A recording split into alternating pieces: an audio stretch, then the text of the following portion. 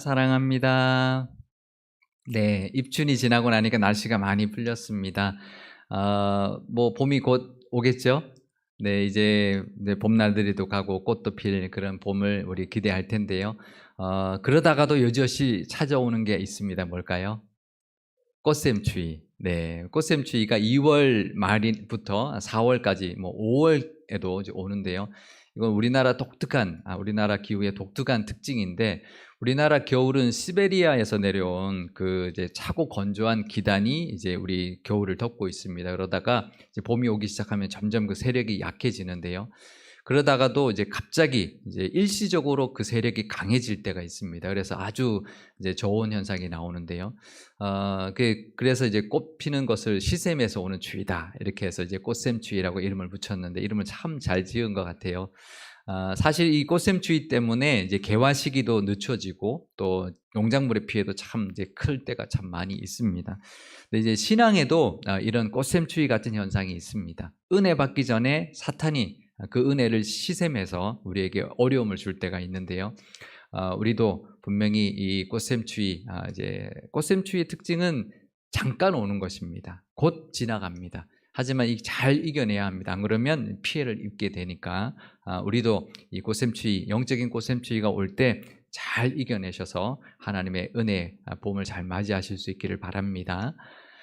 이 꽃샘추위가 오면 이제 또 하나 우리가 알아야 되는 것이, 봄이 가까웠구나, 곧 봄이 오는구나라는 것도 우리가 기대할 수 있어야 합니다. 꽃샘추위만 볼 게 아니라 그 뒤에 오는 우리 꽃피는 봄, 그것을 우리가 기대하며 보내시는 저와 여러분 되시기를 바랍니다.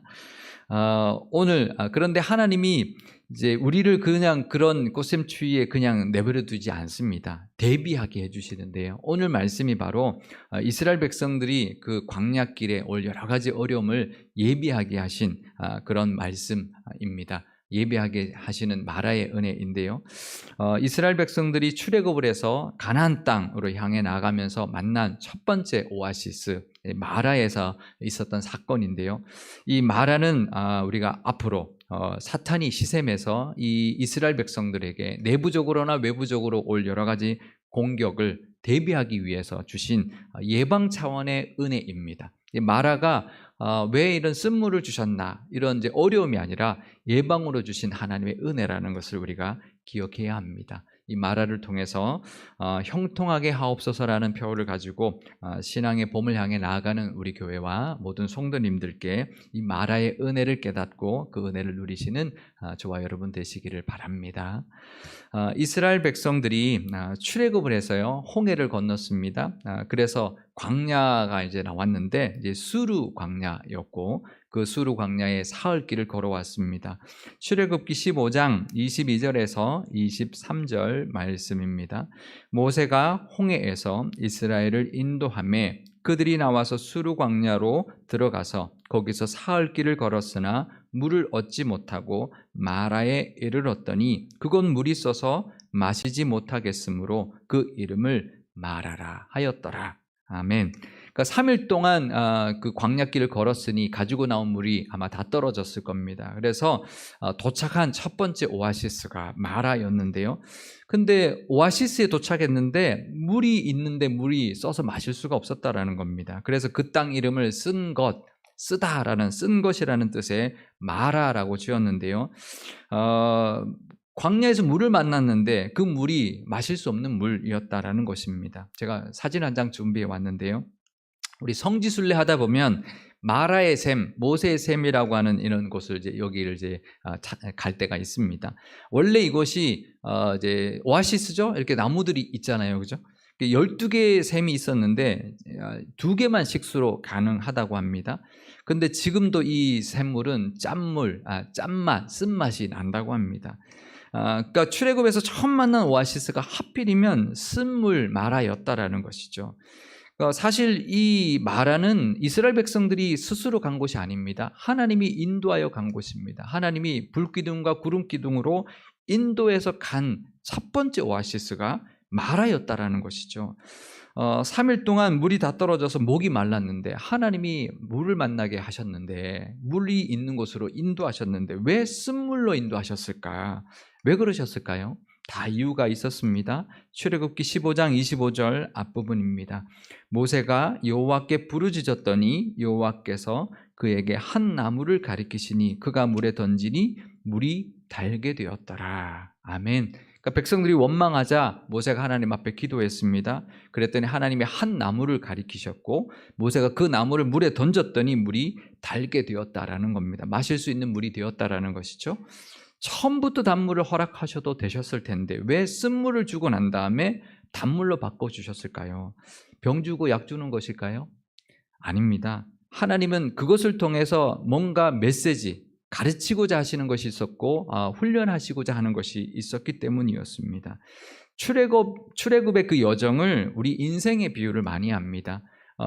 이제 애굽에서 구원받아서 가나안 땅까지 가는 그 과정에 광야길이 있죠. 우리도 그렇습니다. 구원받았습니다. 천국 갈 때까지 이 세상, 광야 같은 이 세상을 살아야 합니다.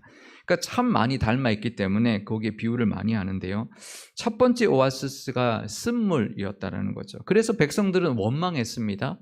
하지만 그게 사실 은혜였습니다. 그게 원망할 거리가 아니라 은혜라는 것을 알아야 했습니다. 만약에 처음부터 단물을 만났어. 그래서 순조롭게 광야의 그 시절을 시작했다면 어땠을까요? 안 그래도 불평이 많고 목이 곧은 백성인데 하나님 의지하지 않을 것이 분명했습니다. 그 많은 이스라엘 백성들 광야길에 먹을 것 하나 없고요. 마실 물 제대로 없습니다. 그런데 하나님 의지하지 않고 살아간다. 사방의 적들이 언제 공격해 올지 모릅니다. 그런 상황에서 하나님 의지하지 않고 살아가는 그 자체가 불행인 것이죠. 이 땅 살아가는 것도 마찬가지입니다. 하나님 없이 살아가는 것 그 자체가 불행인 것입니다. 우리도 마라를 만나는 것, 그래서 하나님을 의지해야 되는구나 라는 것을 깨닫는 것은 오히려 은혜라는 것을 알아야 합니다.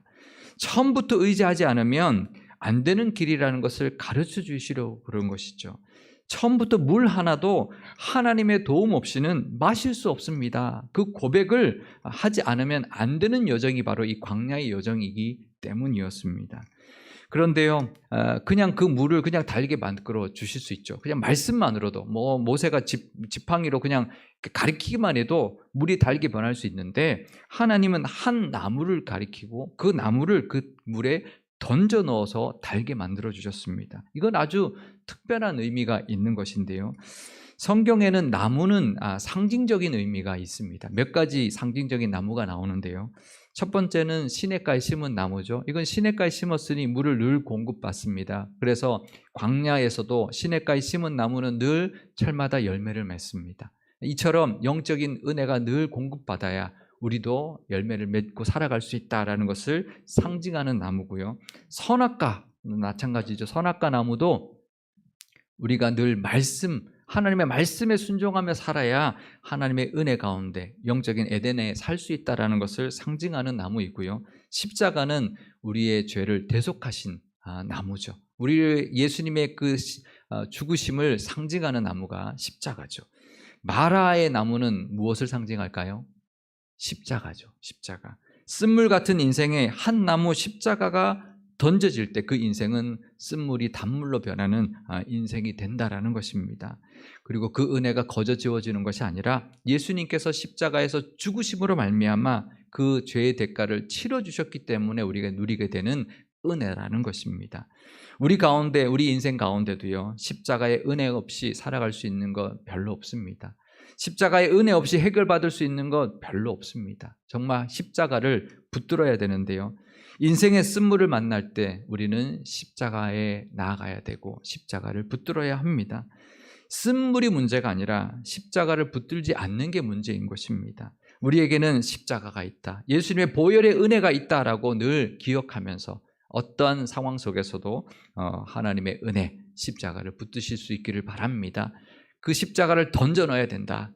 내 상황 속에서 십자가를 꼭 붙들어야 된다. 이제 그 은혜를 늘 기억하실 수 있기를 바랍니다. 그렇게 선포하면서 하나님의 은혜를 의지하고 나아갈 때 모든 문제를 하나님께서 해결해 주실 것입니다. 그것을 가르쳐 주시려고 광야에 살 때 가장 중요한 것이 바로 무엇인지를 가르쳐 주시려고 이 마라의 쓴물을 허락하셨던 것이죠. 우리도 어떤 상황 속에서도 늘 이 마라의 은혜를, 십자가의 은혜를 기억하며 그 은혜를 누리며 살아가시기를 바랍니다. 그리고 난 뒤에 하나님께서 법도와 율례를 정해 주셨는데요. 출애굽기 15장 25절 뒷부분에서 26절 말씀입니다. 거기서 여호와께서 그들을 위하여 법도와 율례를 정하시고 그들을 시험하실새 이르시되 너희가 너희 하나님 나 여호와의 말을 들어 순종하고 내가 보기에 의를 행하며 내 계명에 귀를 기울이며 내 모든 규례를 지키면 내가 애굽 사람에게 내린 모든 질병 중 하나도 너희에게 내리지 아니하리니 나는 너희를 치료하는 여호와임이라. 아멘. 규례와 법도가 바로 말씀이죠. 말씀을 주신 것입니다. 이 말씀을 따라 살면 어떠한 질병과 아픔과 어려움도 겪지 않게 해주겠다 약속해 주고 있고요. 또 치료하시는 여호와라고 하시니 걸리더라도 낫게 하시겠다 말씀하고 있는 것입니다. 이 마라를 통해서 하나님의 말씀 의지하고 살아가는 것, 그것이 인생에 쓴 것, 아픔과 고통과 질병, 모든 어려움을 다 해결받는 길이고요. 또 다 해결해 주시겠다고 약속하고 있는 말씀인 것입니다. 이 마라를 만나게 하신 것, 그것은 이 약속을 주시기 위한 하나의 이벤트였던 것이죠. 이 약속을 주시려고 이 마라를 만나게 해주셨던 것입니다. 우리도 인생에서 이런 쓴물을 만날 것입니다. 앞으로도 만나게 될 것이고 올해도 만나게 될 것입니다. 그럴 때 말씀을 따라 또 십자가를 붙들고 살아갈 때 쓴물과 고통과 괴로움을 하나님께서 다 해결해 주시고 다 거기서 건져 주시겠다 말씀하고 있는 것이죠. 오래 살아가면서 분명히 형통하게 하옵소서, 그 형통의 복이 있을 텐데 그래도 우리가 만나게 될 여러 가지 괴로움과 어려움과 또 고통이 있을 것입니다. 그럴 때 이 마라의 은혜를 통하여 다 해결받으시고 십자가를 붙드심으로 형통케 되는 복이 가득하시기를 축복드립니다. 성경에는 이 마라가 여기뿐만 아니라 한 곳에 더 나옵니다. 바로 룻기인데요. 룻기 1장 19절에서 20절 말씀입니다. 이에 그 두 사람이 베들레헴까지 갔더라. 베들레헴에 이를 때에 온 성읍이 그들로 말미암아 떠들며 이르기를 이가 나옴이냐 하는지라. 나오미가 그들에게 이르되 나를 나오미라 부르지 말고 나를 마라라 부르라. 이는 전능자가 나를 심히 괴롭게 하셨음이니라. 아멘. 이 마라가 이 출애굽기에도 나오지만 이 룻기에도 나옵니다. 이 두 마라가 한글은 똑같은 마라인데요. 원어는 조금 다릅니다. 이 출애굽기의 마라는 마라라고 해서 마라 이렇게 말을 이제 하는 건데요. 쓴 것이라는 뜻이고요. 룻기의 이 마라는 마라라고 해서 괴로움이라는 뜻입니다. 원어는 이제 그 어원은 같은 말인데요. 뭐 괴롭다, 고통스럽다, 쓰다라는 뜻을 가진 원어여서 같은 말이지만 살짝 다릅니다. 이 룻의 시어머니 나오미가 모압 땅에서 돌아와서 고향이었던 베들레헴에 도착을 했습니다. 그랬더니 고향 사람들이 이 나오미가 아니냐라고 나오미를 막 반겨 맞이했습니다. 그랬더니 이 나오미가 나를 나오미라고 부르지 마라, 나를 마라라 부르라고 했는데요. 왜냐하면 이 나오미가 기쁨이라는 뜻입니다. 기쁨아 기쁨아 기쁨인데 나를 더 이상 기쁨이라고 부르지 마라, 나를 마라라, 괴로움이라고 불러라 라고 했던 것이죠. 왜냐하면 이 전능하신 하나님이 나를 괴롭게 하셨기 때문이다 이렇게 고백하고 있는데요. 이 나오미, 이 원래 기쁨이었던 이가 만난 마라, 이 마라는 자기가 선택한 마라였습니다. 이 광야에서의 마라는요, 이 룻기 마라와 좀 다릅니다. 광야는 하나님이 인도하신 마라였지만, 하나님이 만나게 하신 마라였지만, 이 나오미의 마라는 자기가 선택한 길에서 만난 마라였습니다. 자기가 찾아간 마라였던 것이죠. 베들레헴에 가뭄이 들었습니다. 베들레헴이 빵집이었죠. 그러니까 곡물이 많이 나는 곳인데 거기에 가뭄이 들었습니다. 그래서 이 나오미의 가족은 모압 땅으로 이주를 해갔습니다. 마치 아브라함이 그 땅에 가뭄이 들었을 때 애굽으로 간 것과 아주 비슷한 모습인데요. 왜 갔을까요? 거기서 잘 살 줄 알고 간 거죠. 우리도 그럴 때가 있습니다. 살다 보면 어려움을 만날 때 하나님께 나가야 되는데 세상적인 방법을 쫓아갈 때가 있습니다. 그래서 해결받으려고 하는데 사실 그것이 결과적인 그 해결을 받지 못할 때가 참 많이 있죠. 왜냐하면 남들이 다 그렇게 살기 때문에 우리도 그 어려움을 만나면 하나님 앞에 나가지 않고 세상적인 방법을 쫓아다닐 때가 참 많이 있습니다. 이 나오미가 그랬습니다. 나오미가 갔는데요. 결과적으로는 남편도 잃고 두 아들까지 다 잃고 재산도 다 잃어버렸습니다. 빈털터리가 되어서 돌아왔습니다. 그래서 나를 더 이상 기쁨이라고 부르지 말고 괴로움이라 마라라 부르라고 한 것이죠. 우리 인생에도 이럴 때가 있습니다. 나의 선택, 나의 세상적인 판단으로 만나게 되는 마라가 있습니다. 하지만 하나님께서는 그 마라에도 은혜를 베풀어 주십니다. 이 나오미처럼 다시 하나님께 돌아오면 되는 것이죠. 다시 그 베들레헴 빵집 예수님께로 돌아오면 되는 것이죠. 모든 것이 다 하나님께 달려있기 때문입니다. 우리도 인생 살다가 또 올해를 살아가다가 내 판단, 내 실수, 내 인간적인 생각, 세상적인 방법을 따라가다가 만나는 마라가 있을 것입니다. 누구에게나 있습니다. 분명히 우리에게도 있을 것입니다. 그때도 해답은 하나입니다. 하나님께로 돌아오는 것입니다. 빵집인 이 땅에 빵으로 오신 예수님께로 돌아오고 하나님 말씀 의지하고 십자가를 붙드는 것입니다. 그러면 이 나오미처럼 다시 기쁨을 회복해 주시는 하나님의 은혜가 임하게 될 것입니다. 룻기 4장 14절에서 15절 말씀입니다.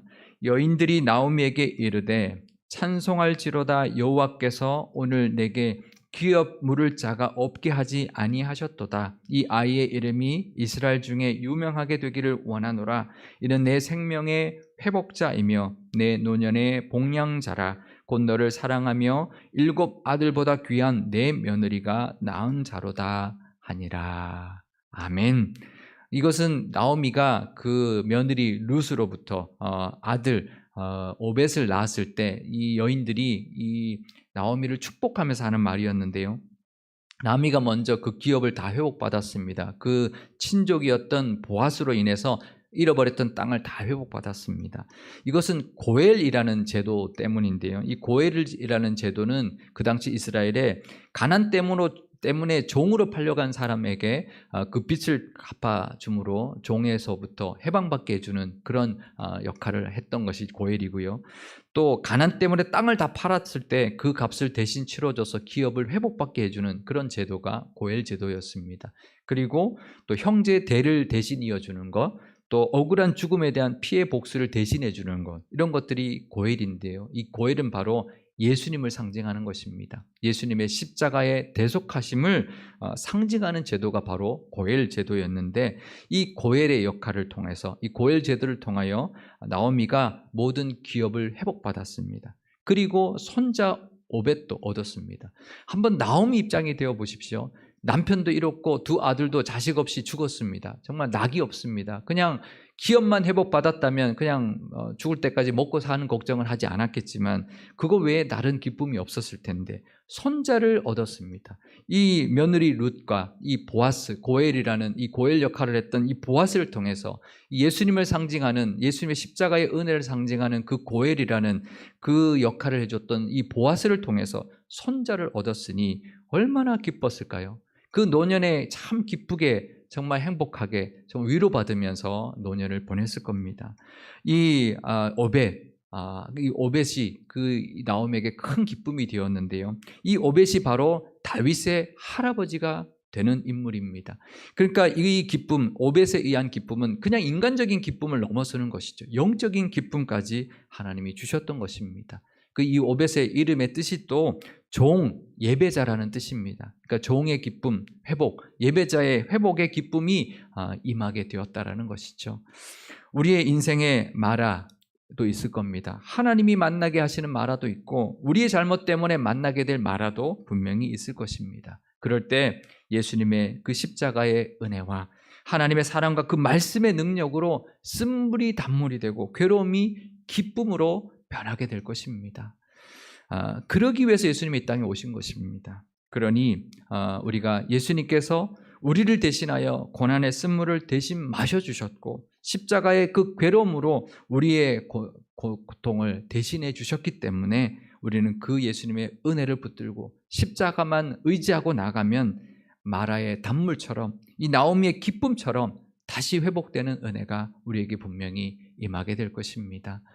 올 한 해 우리가 형통하게 하옵소서라는 표를 가지고 나아갈 때 분명히 영적인 꽃샘추위가 올 것입니다. 사탄이 가만히 두지 않을 겁니다. 분명히 시샘에서 일시적으로 꽃샘추위 같은 영적인 그런 우리의 어려움을 우리에게 그렇게 할 것입니다. 그럴 때 우리는 이것은 잠깐이다. 분명히 이 꽃샘추위를 우리가 십자가로 이기고 나면 하나님이 꽃이 만발하는 그런 영적인 우리의 영적인 봄을 허락하실 것이다 라는 것을 우리가 늘 기억하시면서 잘 이겨내실 수 있기를 바랍니다.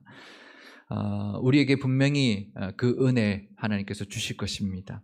그리고요, 이 마라 이후에 하나님이 예비하신 곳이 있습니다. 바로 엘림이었는데요. 출애굽기 15장 27절 말씀입니다. 그들이 엘림에 이르니 거기에 물샘 12과 종려나무 70그루가 있는지라 거기서 그들이 그 물 곁에 장막을 지니라. 이 마라 다음에 하나님이 이스라엘에게 허락하신 것이 엘림이었습니다. 처음부터 엘림 주실 수 있잖아요. 근데 마라를 주고 난 다음에 엘림을 주셨는데 그 엘림에 샘이 12개가 있고 종려나무가 70그루나 있었습니다. 이건 굉장히 상징적인 숫자들이고 상징적인 오아시스입니다. 12개의 우물은 12개의 지파를 뜻하는 것이고요.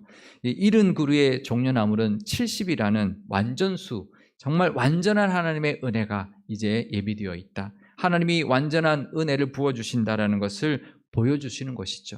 마라 다음에 분명히 엘림이 있습니다. 꽃샘추위 다음에 꽃피는 봄이 우리에게 분명히 올 것입니다. 이 봄을 앞둔 이 계절에 예수님의 십자가의 은혜와 우리의 죄와 허물을 대신 치러주신 그 보혈의 공로로 우리 인생의 마라 같은 상황을 만날 때마다 하나님만 의지하심으로 또 예수님의 십자가의 그 은혜와 공로를 힘입어서 쓴물이 단물로 변하고 괴로움이 기쁨이 되는 은혜가 가득하시기를 바랍니다. 그래서 형통하게 해주실 그 엘림 같은 은혜가 늘 가득하시기를 축복드립니다. 그리고 그 은혜에 감사하는 저와 여러분 되시기를 바랍니다. 기도하시겠습니다. 우리를 위하여 십자가를 예비하신 하나님 아버지, 봄이 오고 있습니다. 이 계절에 우리의 영혼에도 봄을 허락하시는 하나님께 감사와 영광을 올려드립니다. 꽃샘추위처럼 우리의 영혼의 봄을 시샘하는 사탄의 역사가 있을 것입니다. 하지만 우리에게는 십자가의 은혜가 있으니 그 십자가만 붙들게 하시고 쓴물이 단물되는 은혜도 누리게 하옵소서. 우리에게도 늘 말씀 주셔서 말씀 의지하고 살면 그 어떤 질병과 어려움도 이기며 살 줄 믿습니다. 그 마라의 은혜를 위하여 예수님이 이 땅에 오셨고 십자가의 대속하심을 허락해 주셨으니 광야길 같은 인생에서 늘 그 한 나무 십자가를 붙들게 하시며 사탄의 시샘이든 우리의 잘못된 선택이든 앞으로 만나게 될 모든 마라 같은 상황에서 늘 건짐받는 은혜를 누리게 하옵소서. 그래서 고엘의 대속하심의 그 은혜를 누리게 하시며 엘림 같은 12우물과 70그루의 종려나무가 무성한 형통함도 누리게 하여 주옵소서. 우리 교회도 엘림을 예비하고 계시는 줄 믿습니다. 보아스처럼 고엘의 사명을 잘 감당하게 하심으로 쓴물이 단물되게 하시고 괴로움이 변하여 기쁨이 되게 하는 사명도 감당하는 교회 되게 하옵소서. 우리 구주 예수님의 이름으로 기도드리옵나이다. 아멘.